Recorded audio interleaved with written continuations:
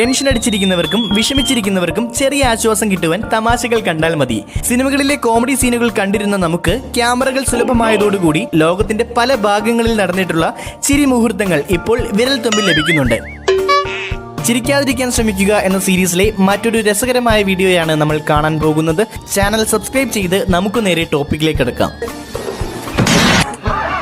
കുട്ടിക്കാലം മുതലേ ചില ആളുകൾക്കുള്ള ശീലമാണ് മൃഗങ്ങളോ പക്ഷികളോ അടുത്തുകൂടെ പോകുമ്പോൾ അതിനെ ഒന്ന് പേടിപ്പിക്കുന്നത്. അങ്ങനെ അടുത്തു വന്ന് കുരച്ച നായയെ ഓടിക്കാൻ നോക്കിയതാണ് ഈ ചേട്ടൻ.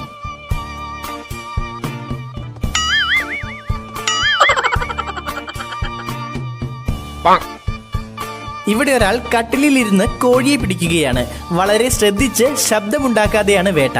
പക്ഷേ ഒരു ട്വിസ്റ്റ് സംഭവിച്ചു.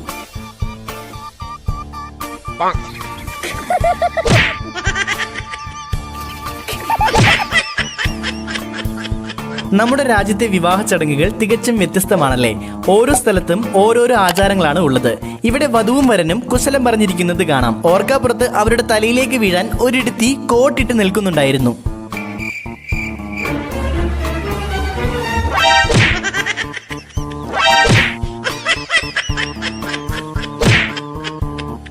വിവാഹ ചടങ്ങുകളുടെ വ്യത്യസ്തത ഇതുകൊണ്ടൊന്നും തീരുന്നില്ല. ഒളിഞ്ഞിരുന്ന് കല്യാണം കഴിക്കുന്ന ഒരു ചടങ്ങ് കൂടെ നമ്മുടെ നാട്ടിലുണ്ട്. പക്ഷെ മാലയിടുന്നതിന്റെ ടൈമിംഗ് കറക്റ്റ് ആയില്ലെങ്കിൽ ഇതുപോലെ ഇരിക്കും.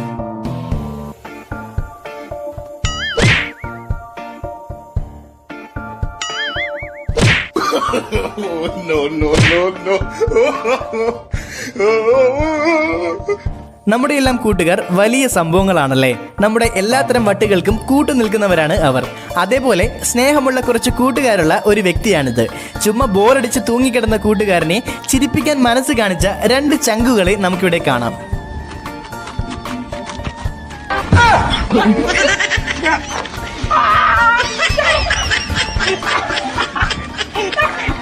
ഇതുപോലെയുള്ള കൂട്ടുകാർ നിങ്ങൾക്കും കാണുമല്ലോ അല്ലേ.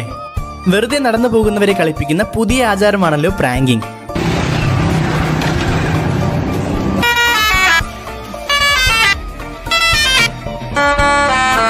ഇതേ രീതിയിൽ തന്നെ സ്വസ്ഥമായിട്ട് എന്തോ ആലോചിച്ചുകൊണ്ടിരുന്ന വെളുപ്പിനും കിട്ടി ഒരു പണി. പാവത്തിന്റെ എക്സ്പ്രഷൻ കണ്ടാൽ അറിയാം പരലോകം വരെ പോയിട്ട് വന്നുവെന്ന്. നമ്മുടെ കയ്യിലെല്ലാം മൊബൈൽ വന്നതോടുകൂടി കൗതുകം തോന്നുന്നതെല്ലാം ഫോട്ടോസും വീഡിയോസും ആക്കുന്ന ഒരു രീതിയുണ്ട്.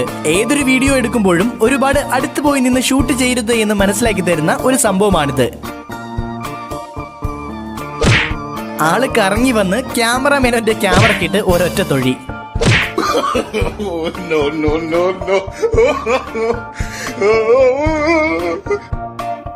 റഷ്യയിൽ വെച്ചുണ്ടായ ഒരു സംഭവമാണിത്. ഒരു ട്രാഫിക് ജാമിൽ കുടുങ്ങിയ പോലീസ് വാനിൽ നിന്നും ഒരു തടവുകാരൻ നൈസായിട്ട് ഇറങ്ങി പോവുകയാണ്. തൊട്ടു പിന്നാലെ ഉണ്ടായിരുന്ന കാറുകാരനോട് മിണ്ടരുത് എന്നൊക്കെ പറഞ്ഞെങ്കിലും പോലീസ് വാനിന്റെ സൈഡ് മിറർ ഒരു ദുരന്തമാകുമെന്ന് ആശാൻ സ്വപ്നത്തിൽ പോലും വിചാരിച്ചിട്ടുണ്ടാകില്ല. ഞാനവിടെയൊക്കെ പോകും, നിങ്ങളോട് പറയേണ്ട ആവശ്യമില്ലല്ലോ. വരൂ, നമുക്കൊന്ന് സ്റ്റേഷൻ വരെ പോവാം. അല്ല, നിങ്ങൾ പോയിക്കോ, ഞാൻ എന്റെ വണ്ടി വന്നോളാം. കുറച്ചങ്ങ് നീങ്ങിയപ്പോഴേക്കും പോലീസുകാർ വന്ന് തോളത്ത് തട്ടി തിരിച്ച് വണ്ടിയിലേക്ക് കയറ്റി.